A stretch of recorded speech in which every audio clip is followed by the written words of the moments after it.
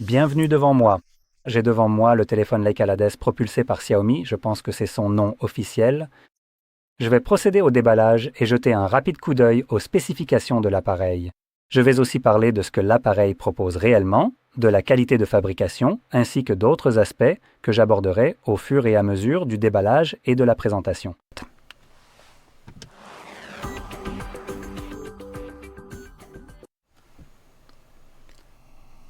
J'ai donc ici aussi tous les nouveaux modèles Xiaomi, comme le 17, le 17 Ultra et les autres.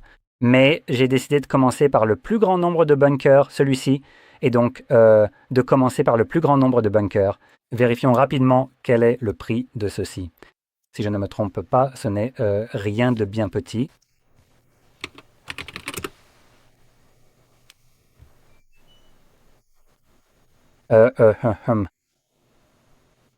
Apparemment, cela coûte près de 2000 euros. Es-tu? Hein? D'accord. Cet appareil coûte plus cher que n'importe quel appareil pliable. Génial. Bon, en tout cas. Euh, alors, passons à ceci.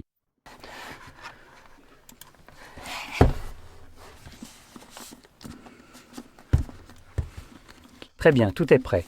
Alors, on y va sans plus attendre. There we go.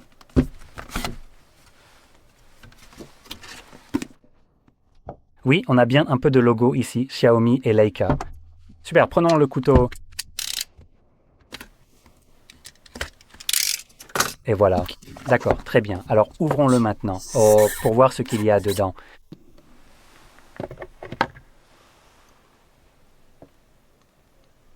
Appareil photo Leica Vestlar. Bon, tu sais quoi, je ne vais pas faire semblant de savoir prononcer ça, peu importe ce que c'est.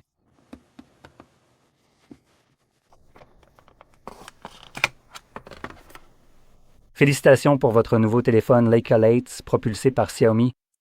Créez votre compte Leica ici. Bon, il n'y a rien d'important à première vue. Ensuite, on a le téléphone lui-même.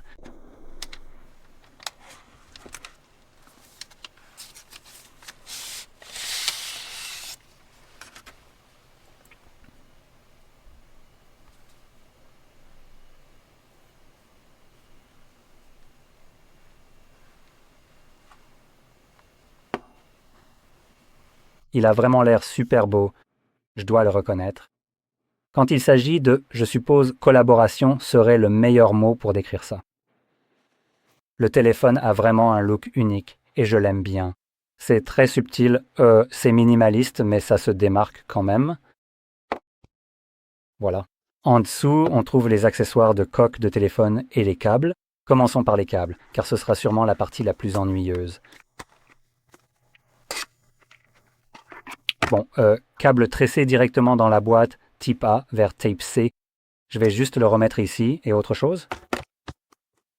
Non, c'est tout ce qu'il y avait ici. C'est un peu de l'espace perdu, si vous voulez mon avis. Mais bon, il se soucie clairement de l'environnement. J'espère vraiment qu'il y a un chargeur pour ce prix-là.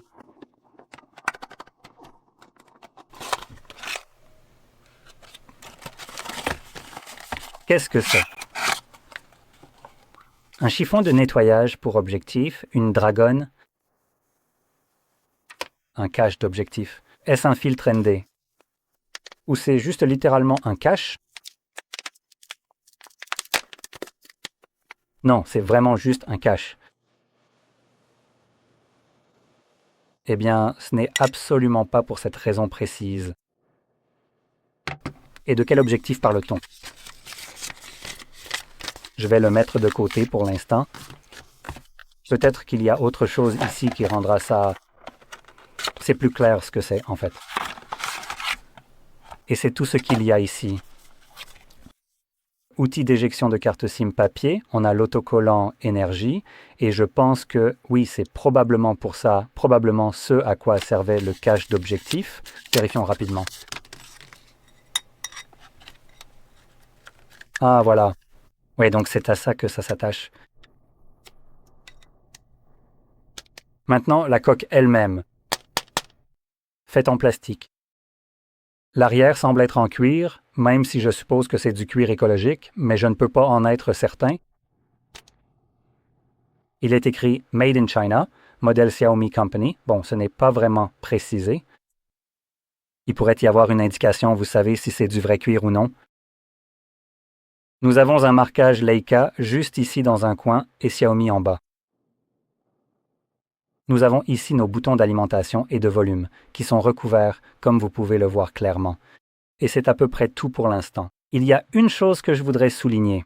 La coque est vraiment sympa, mais elle masque un peu les choix de design qu'ils ont fait avec le téléphone lui-même, que j'aime généralement. Donc c'est un peu dommage, je dirais, accessibilité annulée. D'accord, très bien. Donc, mettons ça de côté pour l'instant et je vais juste remettre ça ici. C'est de la paperasse, tout le monde s'en fiche. Maintenant, j'ai déjà un problème avec cet appareil à ce prix-là, c'est l'absence de foutu chargeur inclus dans la boîte. Franchement, je m'en fiche complètement. Peu importe à quel point vous voulez protéger l'environnement. Je veux dire, bon sang, si vous vouliez vraiment protéger l'environnement, commençons par l'emballage. On avait littéralement quelques petits emballages, et là vous auriez clairement pu tout mettre dans quelque chose de plus petit. On avait un câble qui prend littéralement 3 fois plus de place ici que ce dont il a réellement besoin. Et je ne pense même pas qu'il aille jusqu'au fond, non? Ouais, il ne va même pas jusqu'au fond. Maintenant, si je peux faire entrer la lumière... Voilà. Donc juste pour le mettre là-dedans, voilà jusqu'où ça va en profondeur. Il reste donc encore à peu près tout ça dans la boîte. Donc non seulement ça prend environ 1/3 en largeur, mais en plus ça ne va pas jusqu'au fond. Alors, tu sais quoi, on va arrondir. En gros, cette boîte est 4 fois plus grande qu'elle ne devrait l'être, ce qui veut dire en général que cet emballage lui-même devait être bien plus grand que nécessaire. Et dis-moi, tu tiens vraiment à l'environnement, à ce point que tu ne voulais même pas me donner de chargeur, parce que tu m'as clairement montré le contraire. En gaspillant littéralement autant d'espace dans une boîte juste pour la faire paraître plus grande, apparemment il n'y avait pas assez de place pour un chargeur. Parce que vous vous souciez tellement de l'environnement de toute façon. À part ça, passons maintenant au téléphone lui-même. Permettez-moi donc de passer rapidement à la configuration ici. Certainement pas de Polonais ici, ni d'Indiens, ni de Britanniques. Voilà, la Pologne régionale fera parfaitement l'affaire. Tout à fait d'accord. Sauter.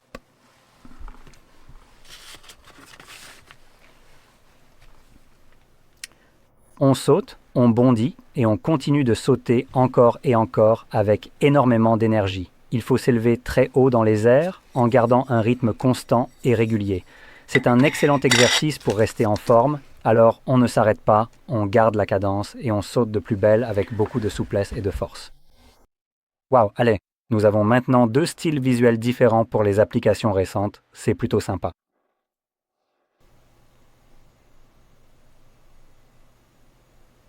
Allez, d'accord. Pendant que ça réfléchit, je vais vérifier rapidement quelque chose. Voyons.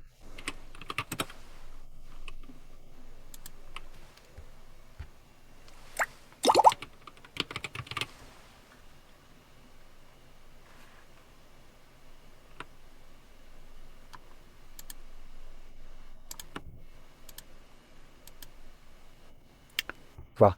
Donc je pense que c'est dans cet appareil. Je regarde sur GSM Arena car je suis plus habitué à leur présentation pour consulter les caractéristiques. Mais ils n'ont que le Xiaomi 17 Ultra et je ne suis pas sûr que ce soit celui-là. Je veux juste vérifier le numéro du modèle. C'est quoi ce truc? Ce n'est pas ici, pas sur les côtés non plus. Absolument pas. Restez ici.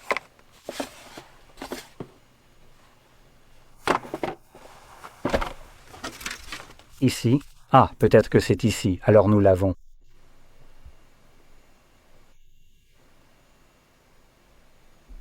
Où se trouve le numéro de modèle? Numéro de série? Je pourrais probablement vérifier le numéro de série, voyons voir.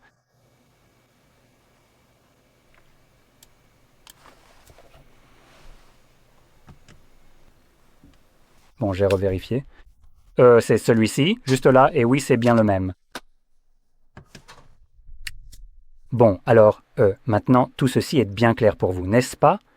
Commençons donc tout de suite par examiner l'écran. Sachez que sa taille diagonale est précisément de 6,9 pouces. C'est vraiment pas mal, n'est-ce pas?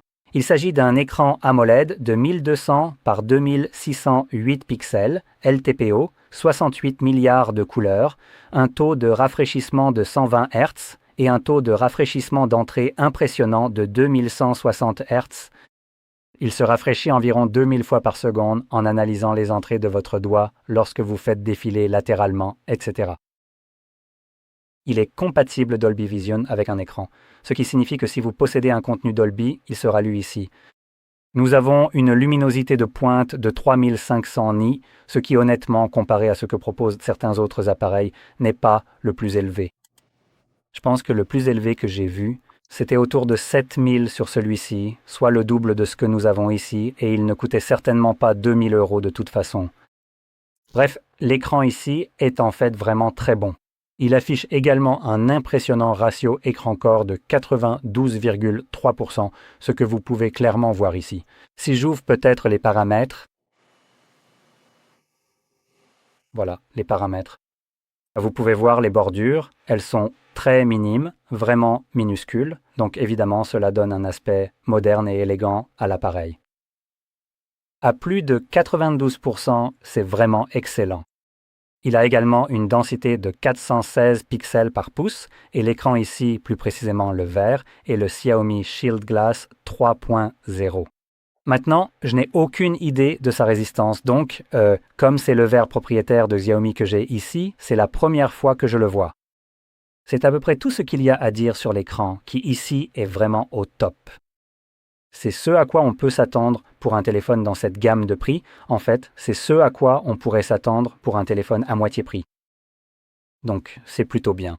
Voilà. Si on retourne le téléphone pour voir l'arrière, là où se trouvent les caméras, c'est en fait ce qu'on pourrait considérer comme la star de ce modèle. Je veux dire, c'est comme une marque. D'après son nom, ce téléphone ressemble beaucoup à un téléphone produit par Xiaomi. Alors,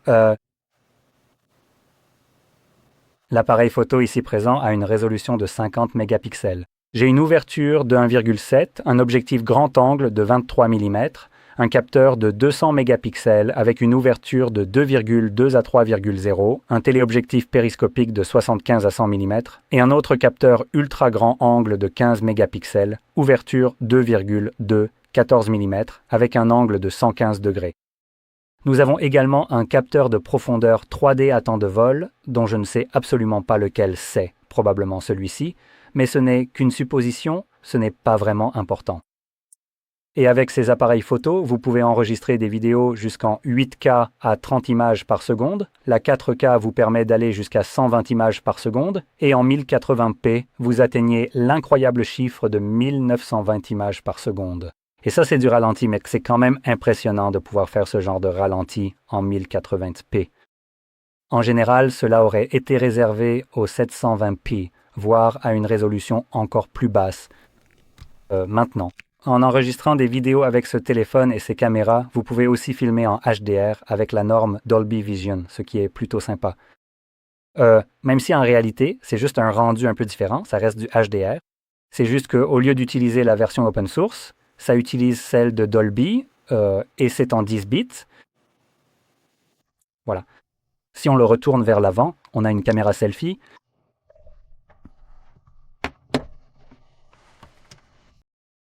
Et cette caméra selfie ici est un objectif grand angle de 50 mégapixels, ouverture 2.2, 21 mm. Celle-ci fait aussi de la 4K à 60 images par seconde, ce qui est vraiment impressionnant, et le 1080p aussi à 60. Aucune surprise ici. Maintenant, si vous voyez des sortes de coupures où ce téléphone saute d'une scène à l'autre, ne vous inquiétez pas. Je fais juste des pauses dans la vidéo. Qu'est-ce que c'était que ça? Je mets la vidéo en pause par moment, parce qu'il y a des gens qui entrent et sortent, et ils n'en ont rien à faire, vous voyez, d'être silencieux. Donc, désolé pour ça. S'il y a des sortes de coupures ou juste des choses un peu bizarres qui se passent, voilà, ce sont les caméras. Maintenant, une chose dont je veux parler à propos des caméras, en dehors de leurs caractéristiques techniques, c'est si on les ouvre en utilisant l'application. Il y a une petite animation qui se lance. Allez, vas-y, d'accord? Donc ici, vous pouvez voir qu'on a quelques informations. Et c'est l'une de ses fonctionnalités les plus intéressantes. Il pivote réellement.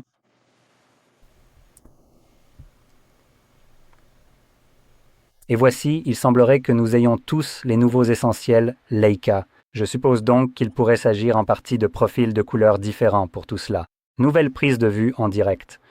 D'accord.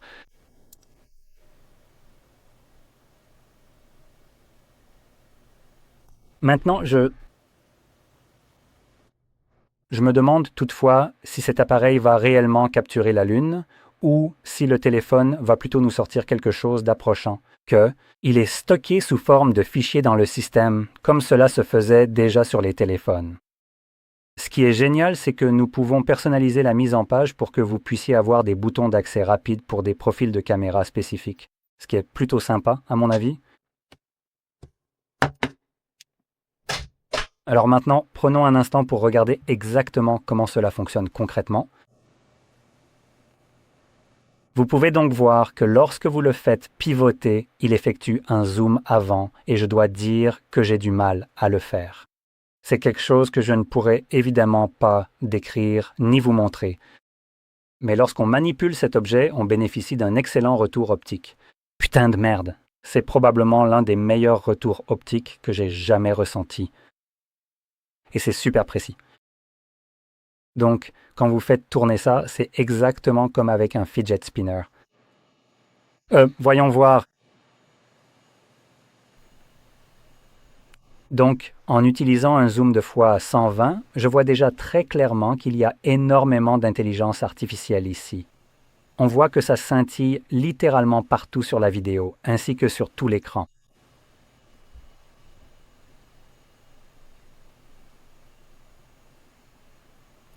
Maintenant, une autre chose que je tiens à souligner, c'est que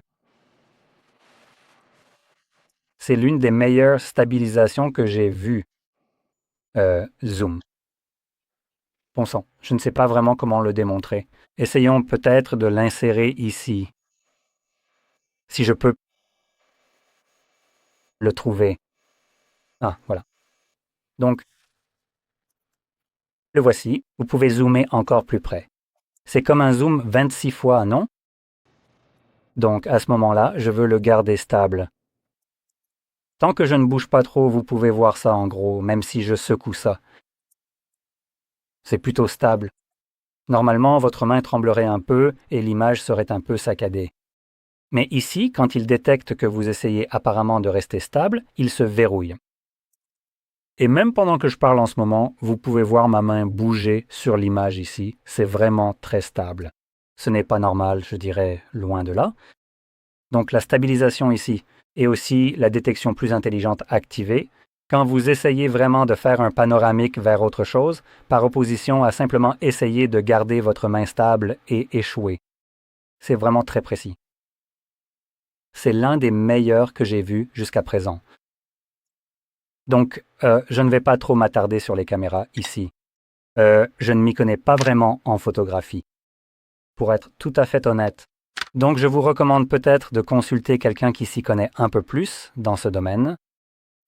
Je suis plutôt quelqu'un d'orienté technologie, et c'est probablement pour ça que vous remarquez que je me concentre sur des choses comme la stabilisation ou les retours haptiques et ce genre de détails.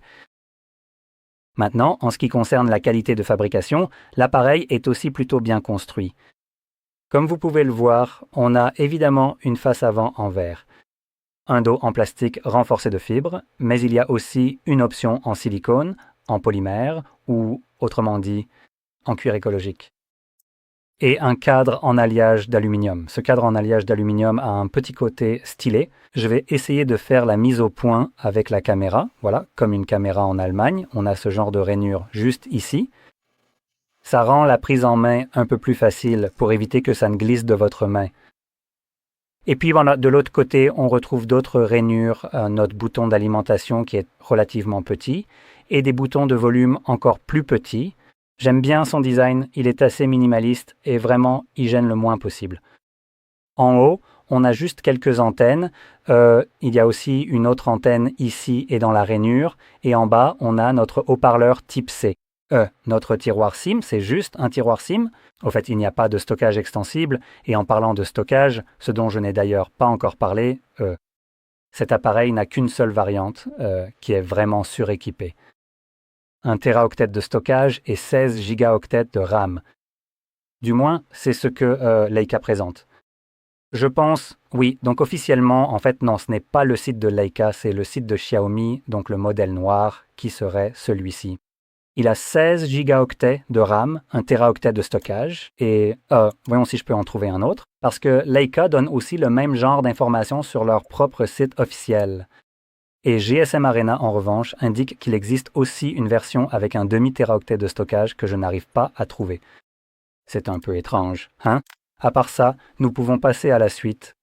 Permettez-moi d'abord de revérifier rapidement les caméras, car il y a une petite divergence dans certaines informations. Je veux donc m'assurer d'obtenir exactement la même luminosité. Profondeur de couleur 12 bits.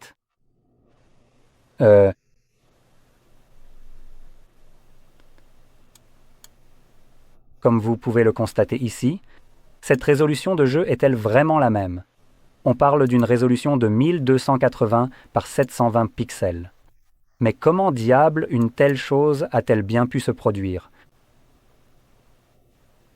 Oui, c'est donc la même chose, donc il semble que ce soit correct. D'accord? Alors, c'est un peu nul parce que le dos est en plastique et non en verre. Vous obtenez ce genre de... un son vide et creux, très plastique aussi. Je ne sais pas si cela sera visible, mais essayons.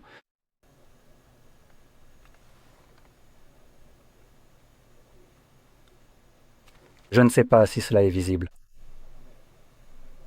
Je pense que vous pouvez l'apercevoir partiellement. Mais il y a fondamentalement du mouvement. C'est du plastique. Ça s'enfonce un peu vers l'intérieur. C'est juste du plastique souple. On peut clairement entendre ce genre de son plastique ici. Donc, pour un téléphone dans cette gamme de prix, c'est en fait l'un des aspects les moins attrayants, le dos lui-même. Je ne suis pas forcément un grand fan de ça, alors passons à l'intérieur du téléphone. Nous avons une batterie de 6000 mAh qui peut être chargée à 90 watts avec un câble. Chargeur UH, évidemment le chargeur n'est pas fourni, ce qui, encore une fois, dans cette gamme de prix, est inacceptable, 50 watts de vitesse de charge sans fil. Là encore, rien n'est fourni pour cela, mais la vitesse de charge reste très bonne et le processeur ici, comme on pouvait s'y attendre, Snapdragon 8 Elite Gen 5, donc le plus haut de gamme que vous puissiez avoir, et en ce qui concerne le stockage présent ici, j'ai parlé de la quantité, mais je n'ai pas évoqué le type. UFS 4.1, même si je crois qu'il existe maintenant une version 4.1 Pro ou quelque chose dans ce genre, que j'ai vu sur l'un des appareils. Donc évidemment, si l'on considère l'existence de la version Pro, ou peu importe ce qu'ils ont ajouté, c'est un peu moins haut de gamme. Encore une fois, pour un téléphone dans cette gamme de prix, c'est un peu inquiétant. Donc au final, cet appareil est principalement conçu pour la prise de photos. Maintenant, prenons rapidement quelques photos, en fait, juste pour voir à quoi ça ressemble, et je vais essayer d'être aussi impartial que possible. Alors, nettoyons toutes les traces de doigts ici. Donc, tu l'as un peu fait. Je vais déjà le salir un peu et voir avec quoi on doit composer. Une autre chose que je veux souligner quand tu tiens l'appareil comme ça, c'est que ça aurait été sympa d'avoir un bouton ici quelque part à presser. Il n'y a absolument rien. Donc, on peut dire que c'est assez décevant. Sache que tu as quand même la possibilité d'utiliser les boutons de volume sur le côté. Je crois que j'ai activé le minuteur, mais je n'ai aucune idée de quand c'est arrivé. Non, c'est l'objectif.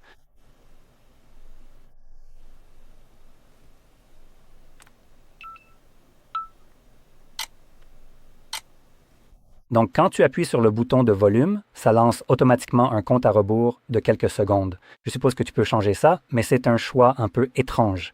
Surtout quand tu essaies de, le tenir comme ça et peut-être mettre ton doigt juste ici pour prendre des photos. Tout en, ajustant ceci, comme tu peux le voir, il y a plusieurs fonctions. Donc, pour l'instant, ça s'ajuste. En mode pro, du moins, ce qui suggère une certaine exposition, je crois, n'est-ce pas? Eh bien, il faut savoir que alors que la vidéo opère exactement selon le même principe, le zoom photo est quant à lui beaucoup plus automatisé et fluide. ce qui vous offre la possibilité de mieux gérer et contrôler l'ensemble du zoom. D'accord, c'est un peu bizarre.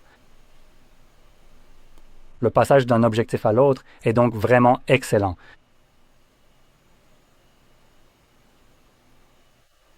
Le passage d'un objectif à l'autre est plutôt fluide, mais voilà, vous pouvez le constater dès maintenant. Voilà. Laissez-moi passer en mode vidéo. Est-ce que je peux...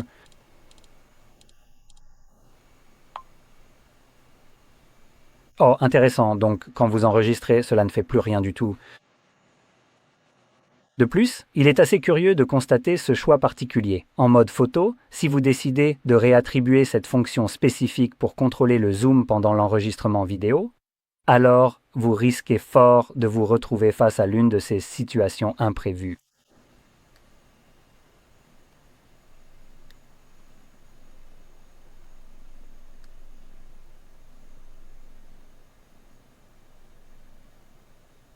Vous pouvez donc voir ce genre de saut est quelque chose d'assez étrange, presque comme une IA avec un effet de fondu.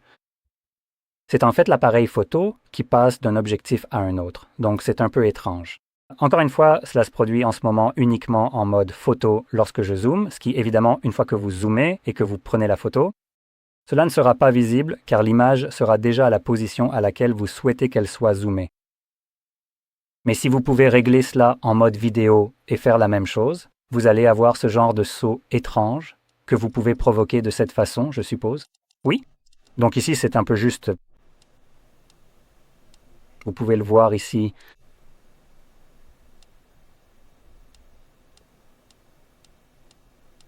Donc spécifiquement lorsque vous passez d'un objectif à un autre. Donc c'est de 0,09 à 1.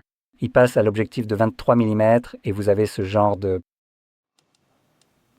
saut. Bref, aussi,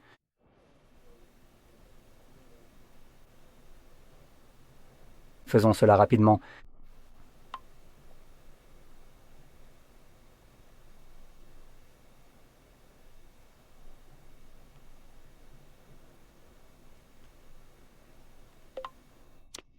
Ok, jetons un coup d'œil rapide à ça.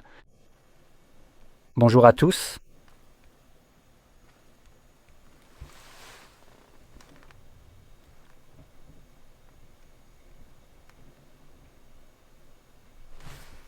Permettez-moi de le constater rapidement moi-même.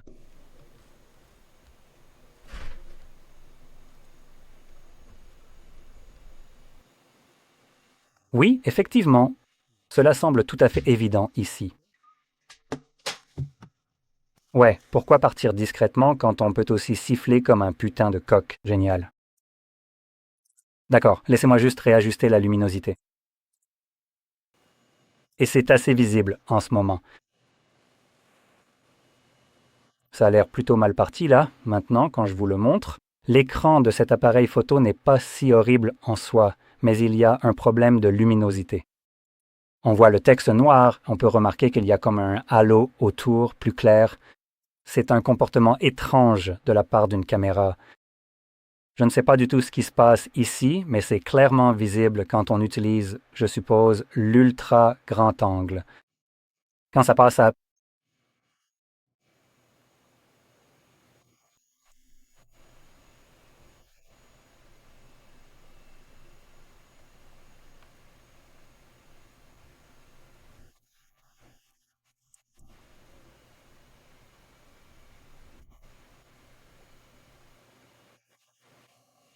Une fois que l'objectif est atteint une fois, cet effet visuel finit par disparaître complètement.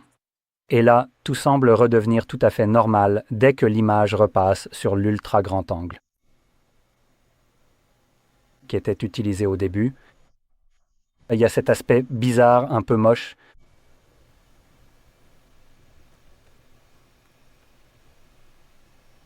Donc voilà, je voulais juste le signaler, c'est quelque chose que j'ai remarqué tout de suite ici. Autre chose, quand on utilise cet appareil, il y a un retour haptique, même quand la caméra n'est pas ouverte. Mais quand on commence à le faire tourner, on voit que ça ouvre la caméra elle-même. Maintenant, ça ne le fait pas automatiquement. Donc, ici, vous pouvez voir mon doigt. En fait, je viens de refermer ça, donc je vais le bouger. Alors, d'accord, il semble que ce soit spécifiquement un mouvement rapide, ou plus précisément ce genre de mouvement d'aller-retour qui le déclenche. Donc, simplement le faire défiler dans une seule direction, comme vous pouvez le voir, ne le déclenche pas du tout. Mais quand vous le faites de cette façon, ça le fait automatiquement. Donc il y a un mouvement spécifique à faire qui consiste essentiellement à le tordre, comme ça, et cela déclenche l'appareil photo. Plutôt sympa. D'accord, pour conclure, regardons rapidement le prix de cet appareil et parlons-en. Donc c'est un téléphone conçu pour la prise de photos, ce qui est très bien. Si vous voulez un appareil tout en un que vous pouvez toujours avoir dans votre poche, c'est parfait. Mais sachez simplement que vous payez clairement un prix premium ici et au-delà. Sur GSM Arena, ce téléphone est proposé à environ 1500 €. Je l'ai vu pendant environ 1999 États-Unis, dollars. Donc, selon le prix actuel de cet appareil, n'oubliez pas que l'euro vaut en réalité un peu plus que le dollar. Donc, cela pourrait effectivement être très précis. Vérifions rapidement. Donc, 1400 € en dollars américains, et d'accord, la différence n'est pas si grande. 1400 € équivalent à environ 1600 $ américains. Dollars. Alors, jetons un coup d'œil rapide à la boutique en ligne. J'aimerais bien savoir exactement combien tout cela pourrait coûter. La célèbre marque technologique Xiaomi propose actuellement ce modèle au prix de 8 999 zlotys polonais, ce qui, une fois converti selon les taux de change actuels, équivaut précisément à la somme suivante. Oh d'accord. Curieusement, le prix affiché par GSM Marina pour ce produit est bien différent de celui indiqué sur le site officiel de Xiaomi. Donc pour moi, cet appareil coûte 8 999 PLN, ce qui, une fois converti du zloty polonais en dollars américains, représente 2400 $ pour ce téléphone. Maintenant, la raison pour laquelle je me concentre autant sur le prix, c'est que, en tant qu'appareil conçu pour la photographie et en tant que téléphone, il s'en sort plutôt bien. Mais je trouve ce prix un peu trop élevé, surtout quand on considère qu'on peut acheter un appareil photo classique, un appareil photo physique. Disons que vous voudriez acheter quelque chose comme le Sony ZV-E10 Mark II. Cela va vous coûter environ 1000 $, non? Ce qui est un prix normal. Je dirais que c'est le prix pour quelque chose qui se situe quelque part dans l'entrée de gamme ou peut-être dans le milieu de gamme. Et ce sera un excellent appareil photo pour l'enregistrement vidéo et pour les photos. Maintenant, pour la vidéo, tant que vous ne prévoyez pas d'être en mouvement, il faut mentionner ce point précis que j'évoque ici. Stabilisation horrible. Mais en général, c'est un appareil photo. C'est un produit conçu strictement pour un seul et unique but, à savoir la vidéo et les photos, et il possède son propre objectif interchangeable. Ce qui est le cas. Vous ne pouvez rien changer à l'intérieur, donc vous avez un objectif interchangeable. Vous avez plusieurs options différentes d'objectifs. Le fait que ce soit Sony vous offre une multitude d'options pour les objectifs. De plus, une chose que je déteste personnellement de nos jours avec les téléphones qui cherchent à exceller en photo, spécifiquement en photographie, c'est que lorsque vous commencez à vous y intéresser, ces photos et vidéos, ils ont des implémentations d'IA abominables. Il y a juste une tonne de choses qui se passent en arrière-plan. Essayez de truquer et d'améliorer les photos pour les rendre bien meilleures que ce que l'objectif pourrait produire. Et c'est, je présume, en partie fait pour vous présenter une meilleure photo ou vidéo, mais aussi, très probablement, pour réduire les coûts. On peut, vous savez, mettre un capteur de moins bonne qualité et compenser davantage par le logiciel plutôt que par le matériel réel. Maintenant, dans les appareils photo, les vrais, vous n'avez pas vraiment ça. Soit le capteur est bon, soit il est nul. Et s'il est nul, vous allez le voir. Et il n'y aura pas de bizarreries liées à l'IA, comme un flou étrange sur les images. C'est quelque chose que je peux déjà voir ici en zoomant vraiment beaucoup avec le périscope. On obtient, c'est un comportement normal, je dirais, mais c'est bien là. Et si vous obtenez genre vous savez, un un objectif correct et vous zoomez comme ce qu'on a ici, vous n'aurez jamais ce genre d'artefact d'IA, ces effets étranges sur la photo, parce que l'objectif lui-même est capable de le faire. Il n'essaie pas de recadrer la photo, de zoomer, puis de l'agrandir, de l'accentuer et de faire tout ce travail en arrière-plan. Donc, c'est l'un des inconvénients des téléphones comme celui-ci. Ils sont conçus essentiellement pour du point and shoot, comme la plupart des téléphones, mais je pense que si vous prévoyez de faire de la photographie sérieuse, sachant que ce téléphone est relativement cher, je veux dire 2400 $ américains. Avec cette somme, vous pouvez avoir un appareil photo dédié et un téléphone haut de gamme qui a déjà aussi de bons appareils photo. Je veux dire, ce ne sera peut-être pas, par exemple, aussi bon que celui-ci, mais mettons les choses en perspective. Si vous voulez vous offrir un Samsung S20 VI Ultra, qui, à toute fin utile, aura un appareil photo décent, probablement l'un des meilleurs du marché, non? Et puis, vous vous procurez aussi un appareil photo dédié pour prendre des photos et des vidéos. Et il excellera justement dans ce domaine, il fera ça bien mieux que ce que nous avons ici. Et si vous ne voulez pas vous encombrer avec ça, ou que vous voulez simplement, vous savez, prendre une photo rapidement, il vous suffit de sortir votre téléphone. Et vous avez les deux produits à un prix probablement inférieur à celui où vous n'auriez qu'un seul. Je veux dire, il s'agit du 2400 US $. Le UH-ZVE 10 Mark II, dont j'ai parlé précédemment, coûte environ 1000, donc 900 et quelques. Par exemple, le S26 Ultra fonctionnera, mais de quoi s'agit-il exactement? 1200 $, vous êtes donc encore à 200 $ au-dessus du prix de ce téléphone seul. Donc, comme je l'ai dit, c'est un très beau téléphone, mais à cause de son prix, je pense qu'il est un peu mal positionné, et cela aurait pu être un bien meilleur appareil s'il pouvait être acheté à un prix plus raisonnable. Ce segment de prix concurrence en fait les appareils pliables, qui, eux, intègrent un peu plus de technologie qu'un simple ensemble de 3 caméras que presque tous les téléphones haut de gamme possèdent désormais. Donc je peux sembler un peu négatif à son sujet. Mais bon, je ne suis pas sponsorisé par Xiaomi ni par qui que ce soit d'autre, donc ce que je dis n'est généralement influencé par aucune sorte, vous voyez, d'idée. Du genre, oh non, si je suis négatif à propos de ce téléphone, Leica ou Xiaomi ne me sponsoriseront pas. Ils ne le font pas, donc je m'en fiche, ils ne le feront jamais, et c'est très bien comme ça. Au moins, je peux dire ce que je pense vraiment de ce produit, sans essayer de raconter n'importe quoi. Et vous vous flattez en disant « Oh, c'est un super téléphone, cher mais tellement bon ». C'est un joli téléphone, mais vu le prix, je pense qu'on peut obtenir plus de valeur en combinant simplement deux choses différentes séparément, tout en économisant de l'argent et en étant meilleur dans les deux domaines. Bref, c'est à peu près tout. Vidéo assez longue, mais je voulais vraiment me concentrer un peu plus sur l'appareil photo et genre jeter un œil ici rapidement et dans cette configuration. Juste pour pouvoir vous donner un premier aperçu et en parler un peu plus en profondeur, car ce téléphone a été essentiellement conçu pour la photo avant tout, et c'est un appareil qui va essayer de s'adresser à ceux qui ne veulent pas d'un appareil photo dédié et préfèrent avoir un téléphone qui fait les deux. Ce que je constate, c'est que si l'on surpaye un produit qui fait les deux, mais qui présente des limitations que l'on ne peut par exemple pas modifier, lentilles. Je ne pense pas que ce soit ça, cela en vaut la peine. Un appareil photo dédié offre une multitude d'options en termes de type de prise de vue, de composition, d'objectifs, de commandes, etc. Ici, en gros, vous obtenez un bon téléphone avec un appareil photo, et je parie que beaucoup de personnes qui achèteront ce téléphone l'utiliseront très probablement en mode automatique. Et il se peut que vous puissiez en tirer beaucoup, mais je ne pense pas que la différence sera si grande, par exemple, par rapport à quelque chose comme le S26 Ultra, qui sortira dans environ 20 jours.